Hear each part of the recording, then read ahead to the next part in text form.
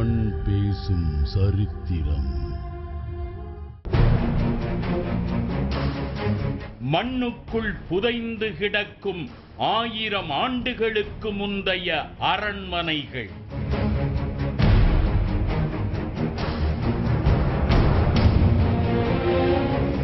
கங்கையை வென்ற ராஜேந்திரனின் நீர்மயமான வெற்றி தூண். காஷ்மீர் மன்னனால் வணங்கப்பட்ட கங்கை கொண்ட சோழபுரம்.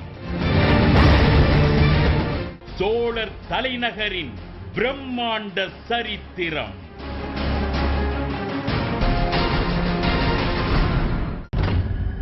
மண் பேசும் சரித்திரம். சோழ பேரரசின் மாபெரும் அடையாளங்களில் ஒன்றாக வீற்றிருக்கும் கங்கை கொண்ட சோழீஸ்வரம் ஆலயம் பற்றி கடந்த நிகழ்ச்சியில் பேசியிருந்தோம். கிபி 1023 கங்கையை வென்ற ராஜேந்திர சோழன் கங்கை கொண்ட சோழபுரம் என்ற மாநகரை உருவாக்கியது பற்றிய முதல் குறிப்பு கிபி 1027 பதிவான கல்வெட்டில் கிடைக்கிறது.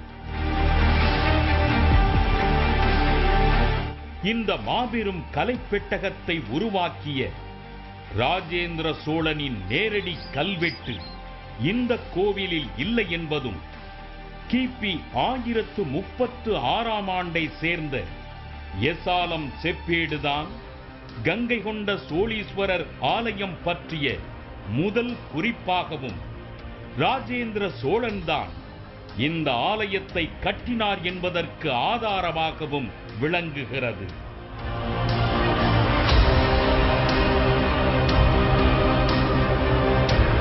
இந்த ஆலயத்தில் பொறிக்கப்பட்டிருக்கும் கல்வெட்டுகளில் ராஜேந்திர சோழனின் 3வது மகன் வீர ராஜேந்திரனின் கல்வெட்டுதான் மிக பழமையான கல்வெட்டு என்பதையெல்லாம் நாம் முன்பே பேசியிருக்கிறோம். இந்த நிலையில்தான் ராஜேந்திர சோழனையும் அவனது இந்த கலை படைப்பையும் தூரதேசத்து மன்னர்கள் எப்படி மதித்தார்கள் என்பதற்கு அடையாளமாகவும் ஒரு கல்வெட்டு இருக்கிறது. அது காஷ்மீரை ஆண்ட மன்னன் ஒருவனை பற்றிய கல்வெட்டு. சோழ மன்னர்களுடைய கல்வெட்டுகள் தவிர வேற்று மன்னர்கள், அதாவது காஷ்மீர் போன்ற பகுதியில், இன்றைய காஷ்மீர் போன்ற பகுதியில் இருக்கக்கூடிய மன்னர்கள்லாம் கூட இந்த கோயிலை வந்து ஆச்சரியத்தோடு பார்த்ததாகவும் அதற்கு ஆதாரமாக சில கல்வெட்டுகள் இருப்பதாக கூட சொல்கிறாங்க. அதெல்லாம் உண்மையா? உண்மைதான், நீங்கள் சொல்வது முற்றிலும் உண்மை. அதாவது வட இந்தியாவில் கன்னோசி அல்லது கனோஜி என்று சொல்வார்கள். அது காஷ்மீர பிரதேசத்தில் அமைந்திருந்த ஒரு நாடு. அந்த கன்னோசி நாட்டை ஆட்சி செய்த வம்சத்தினர் காகட வம்சம் என்று சொல்வார்கள். அந்த வம்சத்தைச் சேர்ந்த சந்திரதேவன் என்கின்ற ஒரு மன்னன் அங்கிருந்து புறப்பட்டு நம்முடைய சோழ மன்னர்களோடு கொண்டிருந்த நட்பு உறவின் காரணமாக, அன்பின் காரணமாக இந்த தலைநகரத்துக்கு வந்திருக்கிறார்.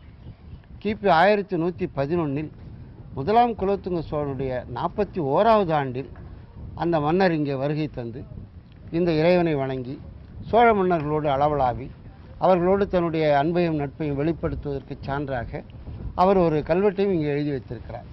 அது முற்றிலும் வடமொழியில் எழுதப்பட்ட ஒரு கல்வெட்டு. அந்த மன்னருடைய குலப்பெயர், அவருடைய முன்னோர்களுடைய பெயரெல்லாம் எழுதி தன்னுடைய பெயரையும் அதில் சந்திரதேவன் என்கின்ற தன்னுடைய பெயரையும் பொறித்துள்ளார். காஷ்மீர தேசத்து வழிபாடுகளில் முக்கியமானது சூரிய வழிபாடு. ஏன்னா பனி படர்ந்த பிரதேசம் என்பதனால் சூரியனை வழிபடுகிறார்கள். அந்த மன்னருடைய வருகையால் தமிழ்நாட்டிலே சூரியனுக்கு என தனியாக கோயில் கட்டுகின்ற ஒரு கலை மரபு கூட வந்ததாக கோயில் கலை ஆராய்ச்சியாளர்கள் சொல்லுகிறார்கள். இந்த ஆலயத்தில் சோழ மன்னர்களின் ஆட்சிக்கால கல்வெட்டு மட்டுமல்லாமல் பாண்டிய மன்னர்களின் கல்வெட்டுகளும் காண கிடைக்கின்றன. அவற்றில் ஆலய முகப்பில் உள்ள நுழைவாயில் தூணில் மீன் இலச்சினையுடன் பொறிக்கப்பட்ட பாண்டியர் கால கல்வெட்டு காண கிடைக்கிறது.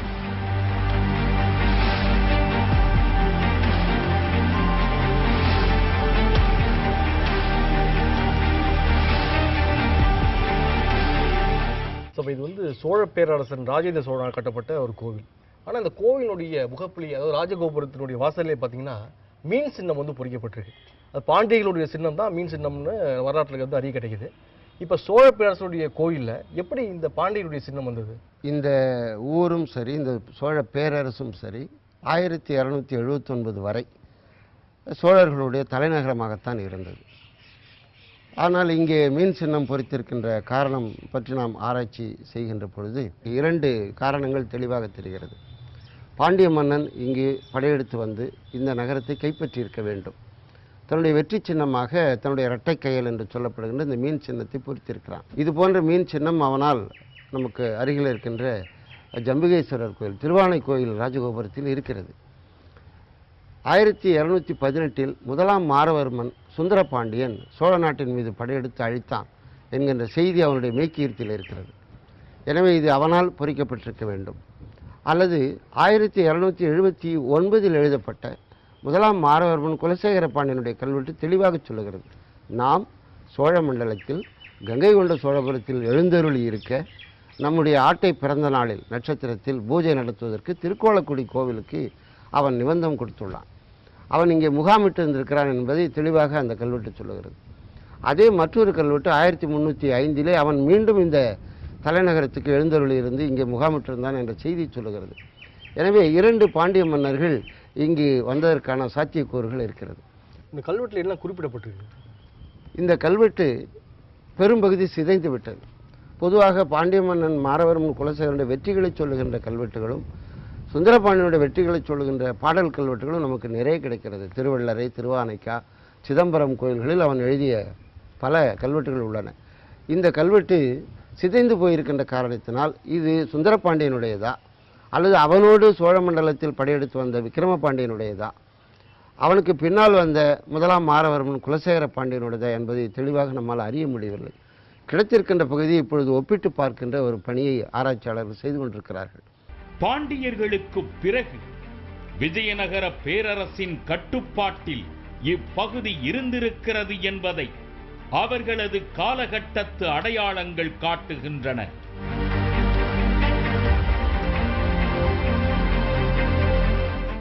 இவற்றில் கருவறைக்கு முன்பகுதியில் உள்ள மண்டபத் தூண்கள் முக்கியமானவை.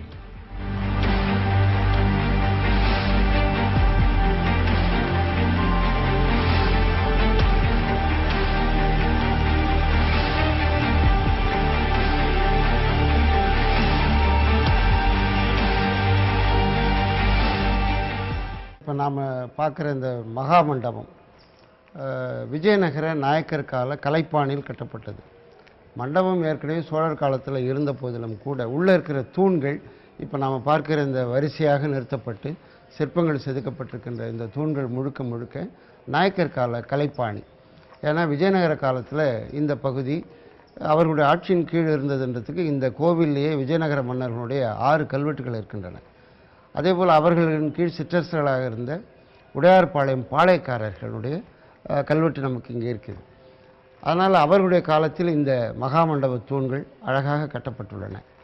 அதனால் சோழருக்கு பிறகு வந்த ஒரு கலைப்பாணி இங்கே சேர்ந்திருப்பதை நாம் பார்க்க முடிகிறது.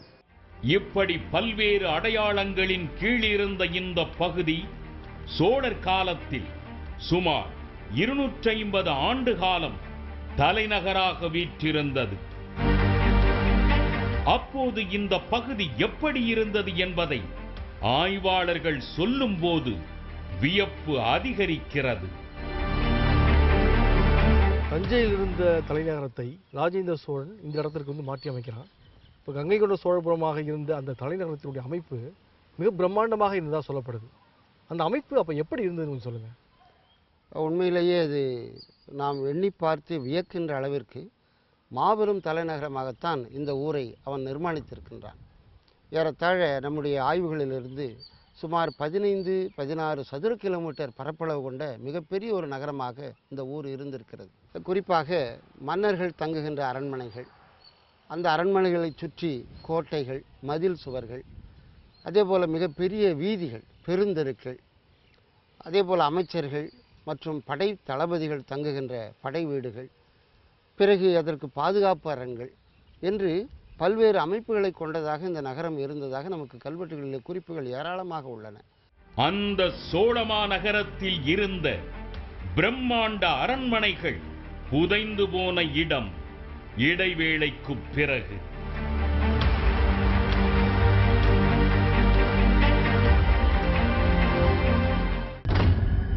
மண் பேசும் சரித்திரம்.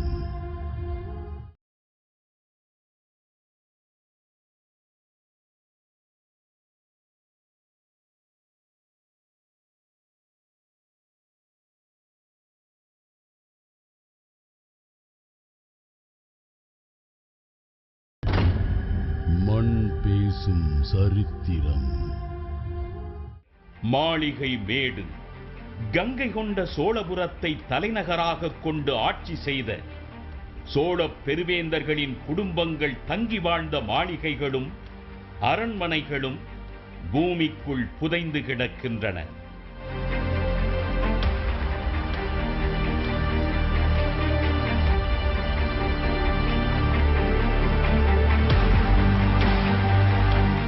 இங்கே நடத்தப்பட்ட அகழாய்வுகளில் அரண்மனைகளின் கட்டடப் பகுதிகள் வெளிக்கொணரப்பட்டிருக்கின்றன.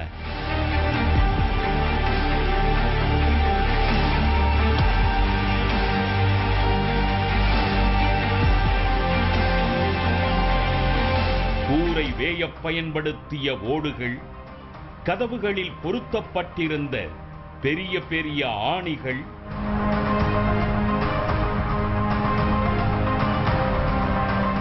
சீன நாட்டு வெளிர் பச்சை நிற பீங்கான் பானை ஓடுகள் போன்றவை கிடைக்கப் பெற்றிருக்கின்றன.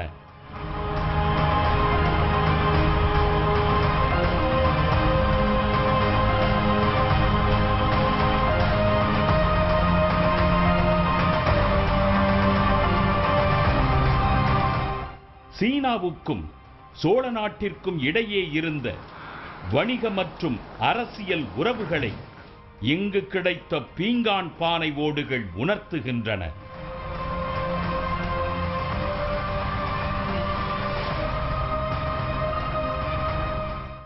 ஆயிரம் ஆண்டுகளுக்கு முந்தைய சோழர் காலத்தின் சிவில் கட்டடக் கலைமுறையை இந்த அகழாய்வு வெளிப்படுத்துவதாக ஆய்வாளர்கள் கூறுகிறார்கள்.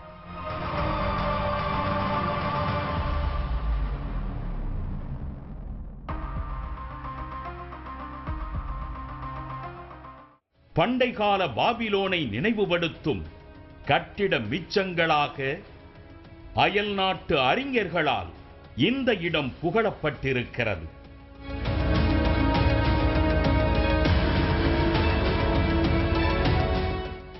கங்கை கொண்ட சோழன் மாளிகை, முடிகொண்ட சோழன் மாளிகை, சோழ கேரளன் திருமாளிகை என்றெல்லாம் அழைக்கப்பட்ட மிகப்பெரிய அரண்மனைகள் இங்கே இருந்ததாக கல்வெட்டுகள் கூறுகின்றன. இந்த அரண்மனைகளிலிருந்து ராஜேந்திர சோழன் உள்ளிட்ட அரசர்கள் பிறப்பித்த அரசாணைகள் பற்றி தஞ்சை பெரிய கோவில் போன்ற இடங்களில் உள்ள கல்வெட்டுகள் தெரிவிக்கின்றன. ராஜேந்திர சோழன் தன்னுடைய 30ஆம் ஆண்டிலே இந்த முடிகொண்ட சோழன் அரண்மனையிலே தங்கியிருந்து தன்னுடைய குருநாதர் சர்வசிவ பண்டிதர் என்பவருக்கு 2000 கலம் நெல் விளையக்கூடிய நிலத்தை இறையிலியாக வழங்கியதாக அவனுடைய கல்வெட்டு நமக்கு தெரிவிக்கிறது. இம்மன்னர் காலத்திலிருந்து அவருக்கு பின்னால் வந்த 1ஆம் ராஜாதிராஜன், 2ஆம் ராஜேந்திரன், வீர ராஜேந்திரன், 1ஆம் குலோத்துங்கன் ஆகிய மன்னர்கள் இந்த 3 அரண்மனையிலே மாறி மாறி தங்கியிருந்து பல்வேறு ஆணைகளை வெளியிட்டார்கள் என்ற செய்தி நமக்கு இந்த அரண்மனையுடைய முழு வடிவத்தை நம் கண்முன்னே கொண்டு வந்து நிறுத்துகிறது. இவ்வாறு இருந்த இந்த அரண்மனைகள் காலப்போக்கிலே சோழ பேரரசு விழுந்த பிறகு பல்வேறு படையெடுப்புகளின் காரணமாக அழிந்து போய் மண்மேடாகிவிட்டது. இந்த இடத்தை 1880ஆம் ஆண்டு வாக்கிலே பார்த்த ஆங்கிலேய வரலாற்று ஆசிரியர்களுக்கு பாபிலோனை பார்க்கின்ற நினைவு வருகிறது. இங்கே இருக்கின்ற கட்டடங்கள், இடிபாடுகள் எல்லாம் எங்களுக்கு அந்த பழங்கால வரலாற்று சிறப்புடைய ஊரை நினைவுபடுத்துகின்றன என்று தங்களுடைய எண்ணங்களை பதிவு செய்திருக்கிறார்கள். அத்தகைய புகழ்மிக்க இந்த இடத்தில்தான் 1980 தமிழ்நாடு அரசு தொல்பொருள் ஆய்வுத்துறை முதலாக அகழ்வாராய்ச்சி செய்தது. அதன் பிறகு அந்த துறை 81, 82, 85, 87 ஆகிய பல்வேறு காலகட்டங்களிலே மிக பரந்த அளவிலே மிகப்பெரிய அகழ்வாராய்ச்சி செய்தது. தமிழ்நாட்டிலேயே மிகப்பெரிய அரண்மனை கட்டடப் பகுதியில் வெளிக்கொணரப்பட்ட அகழ்வாராய்ச்சி இந்த ஊரில் தான் செய்யப்பட்டது என்பது சிறப்பாகும். இந்த மாளிகை மேடு அமைந்துள்ள பகுதியில்தான் உள்கோட்டை என்கின்ற இந்த ஊரும் இருக்கிறது. இந்த உள்கோட்டை கிராமத்தை சுற்றி 2 மதில்களும் அகழிகளும் இருக்கின்றன. அந்த அகழிகள் குறுவகழி என்று இந்த இடத்திற்கு நாம் வருகின்ற வழியிலே நாம் பார்க்க முடியும். இந்த மாளிகை மேட்டிற்கு அருகில் தொல்லியல் துறையால் பாதுகாக்கப்படும் பழங்கால கலைப்பொருட்கள் காண கிடைக்கின்றன.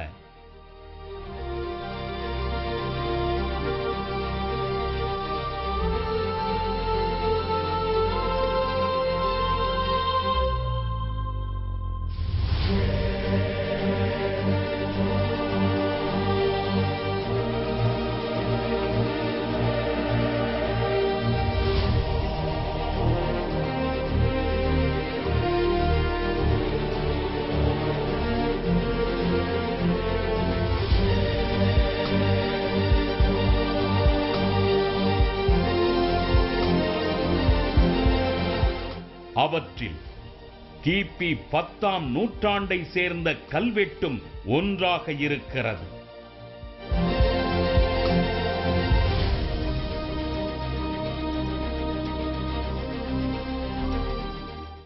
பராந்தக சோழன் காலத்தைய இந்த கல்வெட்டு தஞ்சையில் இருந்த தலைநகரம் கங்கை கொண்ட சோழபுரத்திற்கு மாற்றப்பட்டது என்பதற்கு ஒரு ஆதாரமாக விளங்குகிறது.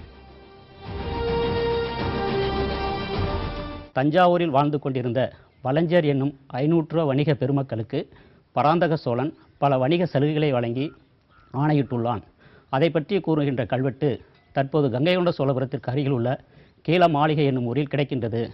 எனவே இதை வைத்துக்கொண்டு பார்க்கின்ற பொழுது வலஞ்சர் என்னும் அந்த வணிக பெருமக்கள் ராஜேந்திர சோழனுடைய ஆட்சி காலத்தில் கங்கை கொண்ட சோழபுரத்தில் குடியேறியுள்ளனர் என்பது தெரிகின்றது.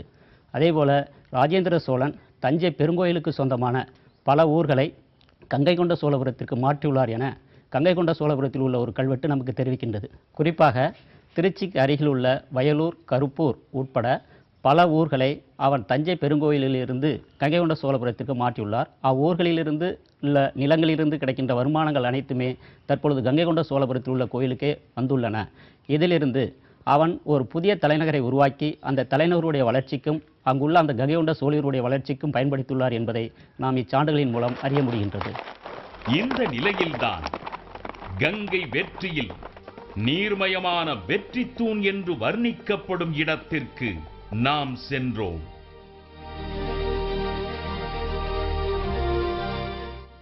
அந்த இடத்தின் சரித்திர பின்னணிகள் இடைவேளைக்கு பிறகு. மண் பேசும் சரித்திரம்.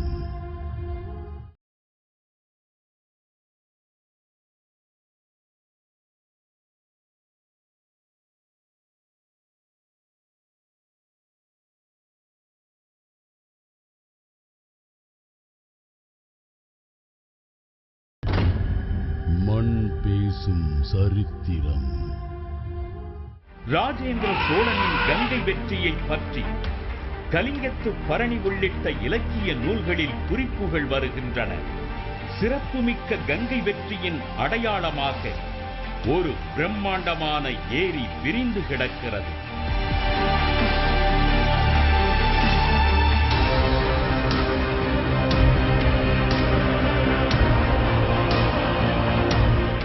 சோழகங்கம் என்கிற இந்த நீர்நிலை கங்கை வெற்றியின் அடையாளமாக ராஜேந்திர சோழனால் உருவாக்கப்பட்டிருக்கிறது.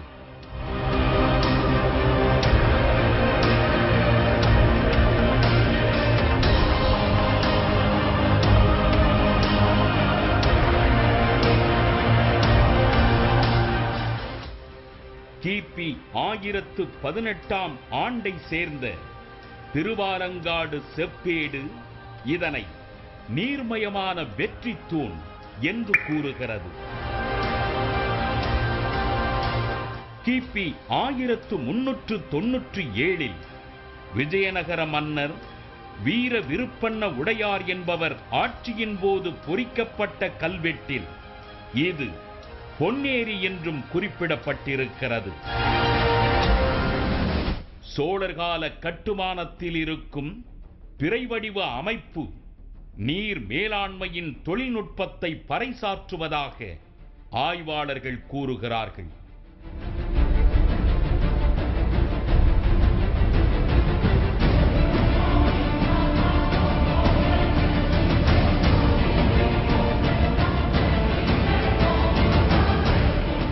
கங்கை ஆற்றிலிருந்து தங்கக் குடங்களிலே புனிதமான கங்கை நீரை எடுத்துக்கொண்டு வந்து சோழ நாட்டிலே தான் அமைத்த கங்கை கொண்ட சோழபுரத்திற்கு அருகிலே இந்த மாபெரும் ஏரியை ஸ்தாபித்துள்ளார். சோழகங்கம் இதிக்யாத்யா பிரதிதன் நிஜமண்டலே கங்கா ஜலமயம் தேவக வியத்தத்சக என்கின்ற ஸ்லோகத்திலே இந்த திருவாலங்காட்டு செப்பேடு நீர்மயமான வெற்றித்தூண், ஜலமயமான ஜெயஸ்தம்பம் என்று சொல்லுகிறது.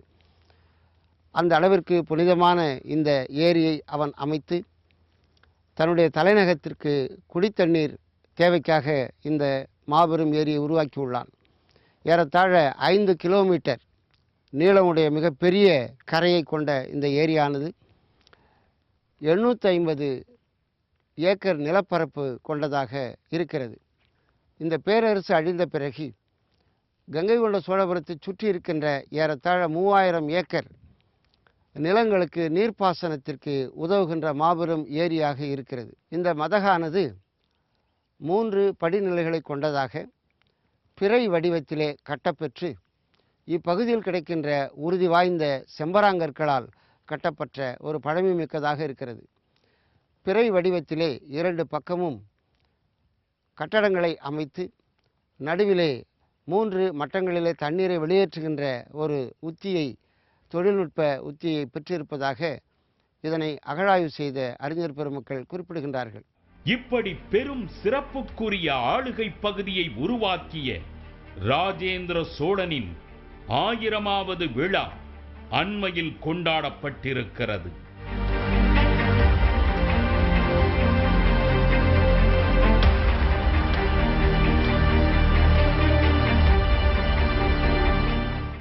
ராஜேந்திர சோழன் பிறந்த மாதம் மற்றும் நட்சத்திரம் பற்றிய சர்ச்சைக்குரிய கருத்துக்களும் உலா வருகின்றன.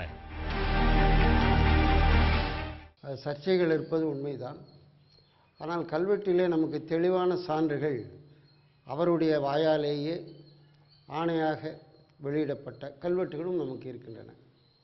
அவர் ஆடி மாதம் திருவாதிரை நட்சத்திரத்தில் தான் பிறந்தார் என்பதற்கு அவருடைய கல்வெட்டு நமக்கு திருவாரூர் வீதிவிடங்கர் கோயிலில் எழுதப்பட்டிருக்கிறது.